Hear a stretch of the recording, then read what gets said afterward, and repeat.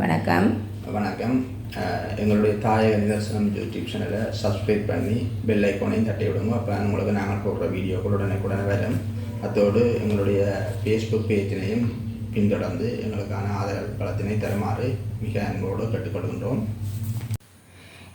இவ்வாறான அமைப்பை உருவாக்கி செயற்படுறதும் இப்படியான செயற்திட்டங்கள் செய்கிறதுக்கும் உங்களுக்கு என்ன தகுதி இருக்குன்னு வெளியிலேருந்து கேட்குறார்கள். தெரிஞ்சு கேட்குறார்களோ இல்லை தெரியாமல் கேட்குறார்களோ தெரியல. அதற்கு உங்களுடைய பதில் என்ன? முதலாவது, இந்த கேள்வியை கேட்குறவர்களுக்கு என்ன தகுதி இருக்குன்றதை முதல்ல நாங்கள் பார்ப்போம். எனக்கு அதில் ஒரு சிலரை தெரியும். அவர்கள் ஒரு தன்முனைப்பு காரணமாகத்தான் அந்த கேள்வியை கேட்குறார்கள் நினைக்கிறேன். இப்போ அதில் கேட்டவர்கள் ஒரு ஆள் கிட்டத்தட்ட ஒரு 3-4 வருஷம் இறுதி காலப்பகுதியில் இயக்கத்தில் ஒரு பெரிய தவறுக்காக அடைக்கப்பட்டிருந்தவர்.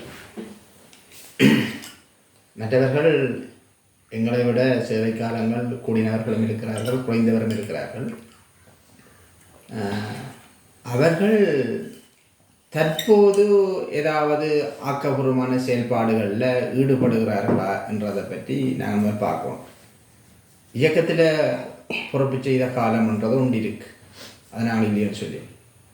இயக்கத்தின் பொறுப்பு செய்த காலம்ன்றது என்னை பொறுத்தவரையில் அது ஒரு சவால் நிறைந்த காலமாக இருந்தாலும் அங்கே நாங்கள் வளத்துக்காக கஷ்டப்பட தேவையில்லை.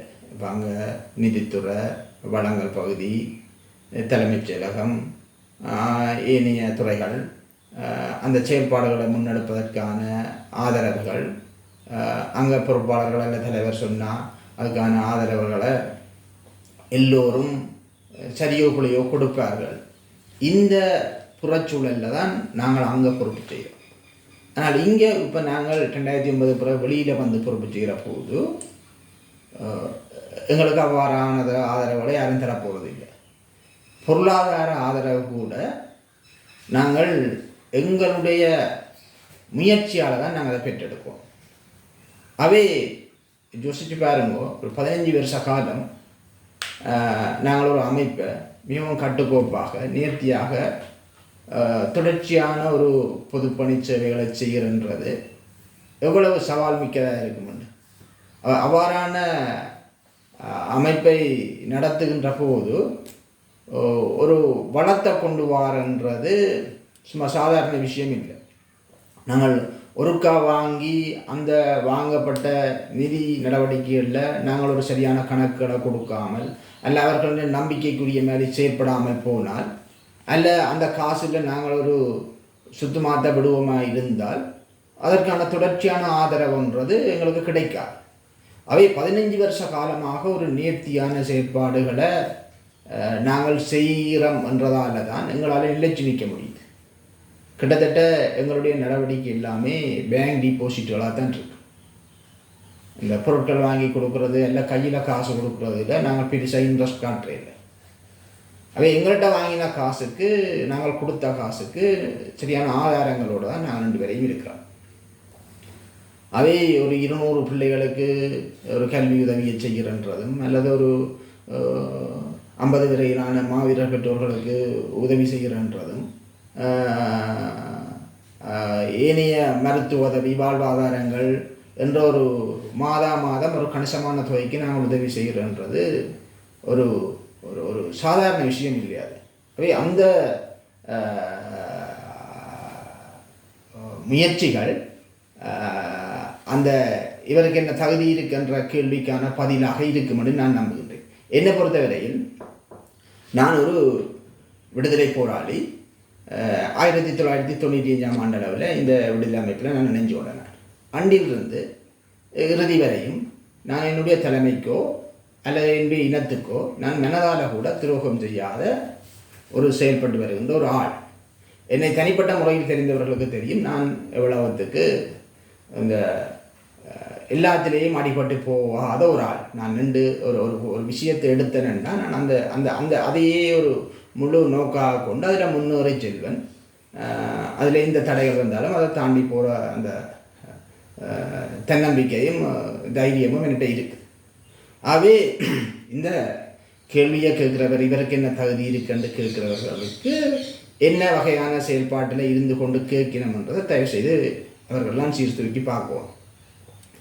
அதே ஒரு சிலர் மட்டும் அந்த தன்முனைப்பு ஈகோ காரணமாக இவ்வாறான கேள்விகளை எழுப்புவது என்னுடைய காதுகளுக்கும் கேட்டிருக்கு. நான் அதை பெருசாக கருத்தில் கொள்ள இல்லை. என்னை பொறுத்தவரை நான் 2009ஆம் ஆண்டு முகாமுக்கு இருந்து கொண்டே இந்த செயல்பாடுகளை முன்னெடுத்த ஒரு ஆள். அன்றைக்கு எனக்கு தொலைபேசி கூட இந்த கையில் இருக்கே இல்லை. என்னுடைய ஸ்ரீதப்பனார் ஒரு ஆள் பவுனியாவில் இருந்தார். அவருடைய வீட்டு தொலைபேசி இலக்கம் மட்டும்தான் எனக்கு தெரியும். இப்போது என்னோடு தொடர்பு ஏற்படுத்தப்பட்ட அந்த முகாமுக தொடர்பு கொள்ளக்கூடிய போராளிகளுக்கெல்லாம் நான் அந்த தொலைபேசி இலக்கத்தை தான் கொடுத்து, நான் எப்பயாவது நீங்கள் வெளியில் போய் தொடர்பு கொள்கிறேன்னா இந்த நம்பருக்கு எடுத்து இந்த பேரை கேளுங்கோ, அவைகள் அப்போ என்னுடைய தொடர்பை ஏற்படுத்தி தருவினம் என்ற முறையில் தான் அந்த தொலைபேசி இலக்கங்களை கொடுத்து நான் அந்த தொடர்புகளை ஏற்படுத்தி நான் அந்த செயற்பாட்டை ஆரம்பித்திருந்தேன். ஆகவே அன்றைக்கு யாரும் அப்படி சிந்திச்சிருக்க மாட்டார். ஏன்னா அன்றைக்கு ஒரு இராணுவ நெருக்குவாரம், நாங்கள் ஒரு விடுதலை புலிகள் அமைப்பிலிருந்து வந்திருக்கிறோம், அதன் இராணுவ கட்டுப்பாட்டு பிரதேசத்துக்கு வந்திருக்கிறோம், பல நெருக்கடிகள் இருக்கிற போது எங்களை நாங்கள் பாதுகாக்கணும் என்றதில் தான் நாங்கள் கூட கவனம் செலுத்துவோமே ஒழிய, நாங்கள் இவ்வாறான பொது வேலைகளில் இருந்து பொது வேலைகளை செய்வதற்கு எங்களுக்கு மனதால் கூட நாங்கள் சிந்திக்க மாட்டோம். என்று சொன்னால் எங்களுடைய உயிர் வாழ்கிற அந்த விஷயத்தை தான் நாங்கள் கவனிப்போம். அதையெல்லாம் மீறி என்னோடு அன்றையில் செயல்பட்டவர்கள் பல காரணங்களை கூறிக்கொண்டு வெளியில் போயிருக்கிறார்கள். தங்களுடைய பாதுகாப்பு காரணத்தை கருத்தில் கொண்டு, அது அவர்கள் நேரடியாக சொல்லாவிட்டாலும் அவர்கள் பல்வேறுபட்ட காரணங்களை சொல்லி விலகி செல்கிற போது நான் அதை ஒட்டுணர்ந்து கொண்டேன். இவர்களுக்கு வேறு ஒரு காரணமும் இல்லை, இவர்கள் தங்களுடைய பாதுகாப்பு காரணத்தை கருத்தில் கொண்டு தான் வெளியில் போகிறார்கள். அந்த நேரத்தில் கூட நான் இந்த இடங்கள்லேருந்து ஒதுங்காமல் நான் பல சவால்களுக்கு மத்தியில் நின்று செயல்பட்டு கொண்டிருந்தேன். அந்த நேரத்தில் கூட இராணுவ புலனாய்வுத்துறை அல்ல அரச புலனாய்வுத்துறையால் எனக்கு மிகுந்த அச்சுறுத்தல்கள் இருந்தது. நான் அதையெல்லாம் கருத்தில் கொள்ளாமல் தான் நான் செயல்பட்டு வந்திருந்தேன். அந்த நேரங்களில் எனக்கு என்னுடைய உறவினர் ஒரு வெளிநாட்டில் இருந்தவர், என்னுடைய மாமா முறையில் அவர் இந்த கனடாவுக்கு சென்ற கப்பல் உங்களுக்கு தெரிஞ்சிருக்கும். கனடாவுக்கு ஒரு கப்பல் ஒன்று போனது. அதில் பலர் போய் இன்றைக்கு கனடா சிட்டிசனுடைய வாழ்கிறார். அந்த கப்பலில் என்னையும் வழிகிட சொல்லி எனக்கு புத்தி சொல்லியிருந்தார். என்னை வழிகிட்டு மலேசியாவுக்கு போய் அப்படியே அந்த கப்பலில் ஏறி போக சொல்லி என் குடும்பத்தோடு வழிகிட சொல்லி எனக்கு ஆலோசனை சொல்லியிருந்தேன். நான் அதுகள் எல்லாத்தையும் அந்த வெளிநாட்டு பயணங்களை கூட நான் பெருசாக கருதாமல் தான் நான் அந்த நேரத்தில் இங்கே இந்த வேலையை செய்திருந்தேன். என்னோடு நான் அந்த நேரத்தில் 2010 எல்லாம் பல போராளிகள் அந்தரித்த போது நாங்கள் அவர்களுக்கு உதவி இருக்கிறோம். இன்றைக்கும் ஜாழ் விழிப்புணர்வு சங்கம் அதற்கு சாட்சியாக இருக்குமென்னு நான் நினைக்கிறேன். பல போராளிகளை நாங்கள் தேடி சென்று அவர்களுக்கான அத்தியாவசிய உதவிகளை எல்லாம் வழங்கி இருக்கிறோம். வடக்கு கிழக்கு ரீதியாக நாங்கள் சாதாரணமாக நானும் என்னுடைய ஒரு தம்பி முறையிலான ஒருத்தர் இருந்தால் நான் அந்த உதவியை செய்வதற்காக நாங்கள் வடக்கு கிழக்கு பிரதேசங்கள் முழுவதும் தேடி சென்று அந்த உதவிகளை செய்திருப்போம். அதே அப்போதெல்லாம் எங்களுக்கு அந்த என்ன தகுதி இருக்குன்னு கேட்காதவர்கள் இப்போது நாங்கள் பேர் சொல்லக்கூடிய அளவுக்கு ஒரு அமைப்பை உருவாக்கி செயல்படுகின்ற போது மட்டும் ஏன் இந்த கேள்வியை கேட்கிறார்கள்ன்றதுக்கு அவர்கள் தான் விடை சொல்லணும். ஆகவே நான் இந்த பணியை செய்வதற்கான முழு தகுதியும் எனக்கு இருப்பதாக கருதுகின்றேன். முதலாவது என்னுடைய இந்த விடயங்களில் நான் நல்லவன் என்று சொல்வதற்கு அப்பால் ஒரு நேர்மையானவனாக நான் செயல்பட்டு வருகின்றேன் என்பதை மட்டும் நான் இந்த இடத்துல சொல்ல விரும்புகிறேன். பலரும் பல விமர்சனங்களும் முன்பு நான் காய்க்கிறவனுக்கு தான் கல்லறி விழுகிற மாதிரி அவர்கள் அப்பப்போது தெரிந்தோ தெரியாமலோ மற்றவர்கள் இந்த கதையை கேட்டோ இவ்வாறான தவறான வார்த்தை பிரயோகங்களை பாவிப்பதை நான் பார்க்கின்றேன். அது பலர் என்னிட்ட கேட்டும் இருக்கிறார்கள். அவர் எப்படி கதைக்கிறார், இவர் எப்படி கதைக்கிறார் என்றது கேட்டதுக்கு அவர்கள் கதைச்சதை என்னிட்ட வந்து சொல்லியும் இருக்கிறார்கள்.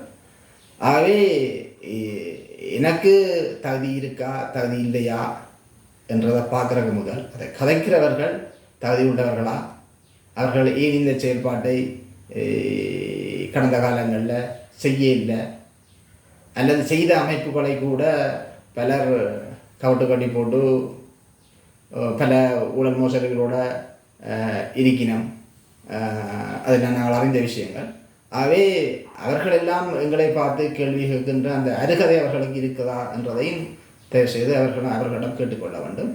எங்களை பொறுத்தவரையில் நாங்கள் மிகவும் நேர்த்தியாக ஒரு அமைப்பை கட்டுக்கோப்பாக மிக நீண்ட காலமாக நடத்தி வருகிறோம். அந்த விஷயத்தை சொல்கிறதுக்கு நானும் என்னுடைய அணி சார்ந்தவர்களும் பெருமைப்படுகின்றோம். நன்றி.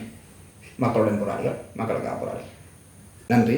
மக்களுடன் போராளிகள் மக்களுக்காக போராளிகள்.